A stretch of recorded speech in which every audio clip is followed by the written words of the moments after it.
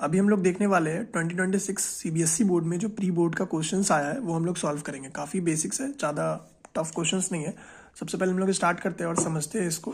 ये कुछ वैल्यूज़ है जो आपको याद करना ही होगा। इसको बिना याद किए काफ़ी टफ होता है ट्रिग्नोमेट्री क्वेश्चन सॉल्व करना। जैसे कि sin 30 आपका 1/2 होता है, sin 60 √3/2 होता है, tan 30 1/√3 होता है, sin 60 √3/2, cos 60 1/2, tan 60 √3।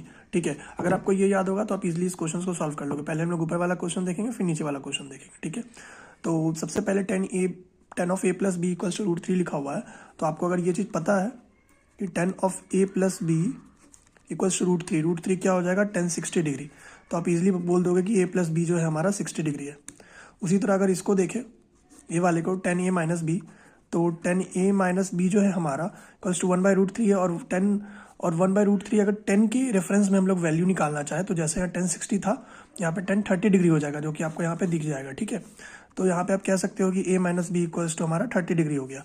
अब आपके पास एक इक्वेशन हो गया ना, a + b = 60 डिग्री और a - b = 30 डिग्री। तो आप इजीली b को कट कर दोगे और 2a = 90 डिग्री कर दोगे, और ये आपका फिर क्या हो जाएगा, 45 डिग्री हो जाएगा। ठीक है, अब बात रहा b क्या होगा।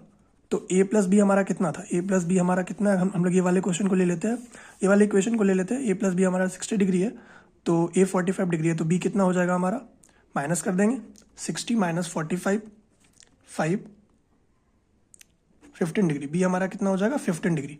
तो ये और a और v का वैल्यू आ गया। हम लोग चलते हैं नेक्स्ट क्वेश्चन पे, जो कि हमारा है 2 tan² 45 degree + cos² 30 degree - sin² 60 degree. ये तो और भी ज़्यादा ईजी है। आपको tan 45 का वैल्यू नहीं पता है यहाँ पे, तो सबसे पहले आप लोग जान लो कि tan 45 क्या होता है, 1 होता है। ठीक है, तो 2 × tan² 45 डिग्री मतलब tan 45 डिग्री का होल स्क्वायर, तो ये कितना हो जाएगा हमारा 1 का स्क्वायर हो जाएगा, प्लस cos 30 डिग्री का होल स्क्वायर, इसको हम लोग ऐसे भी लिख सकते हैं ना, का होल स्क्वायर। ठीक है, माइनस sin 60 डिग्री का होल स्क्वायर। तो ये हो गया हमारा 2, और ये हमारा cos 30 कितना है, √3/2। √3/2 का होल स्क्वायर कितना हो जाएगा, 3/4। और यहाँ sin 60 डिग्री कितना है हमारा, sin 60 डिग्री √3/2। √3/2 का होल कितना हो जाएगा, होल स्क्वायर 3/4। तो ये तो कट गया, हमारा आंसर हो गया 2। तो ये दो क्वेश्चंस काफ़ी ईजी था और हम लोग सॉल्व कर लिए। तो इस वाले क्वेश्चन को सॉल्व करते हैं। ये भी हमारा सीबीएसई 2026 के प्री बोर्ड एग्जाम्स में आया हुआ क्वेश्चन है। यहाँ पे क्वेश्चन लिखा हुआ है कि height of tower is equals to length of its shadow on the ground, then angle of elevation of the sun क्या होगा। ठीक है, तो लेट्स से ये हमारा टावर है जिसका लेंथ हम लोग x मान लेते हैं। x नहीं मानते यार, क्योंकि x हमेशा ही आ जाता है और फिर प्रॉब्लम क्रिएट करता है। I hope you understand. So हम लोग y मान लेते हैं, तो ये अगर y है तो ये भी क्या हो जाएगा, y हो जाएगा। ठीक है, अब ये बोल रहा है कि इसका जो शैडो है, ये वाला जो टावर है, इसका जो शैडो है वो ये है। अगर यहाँ पे सन है तो एंगल ऑफ एलिवेशन कितना होगा, एंगल ऑफ एलिवेशन कितना होगा। लेट्स से ये थीटा है।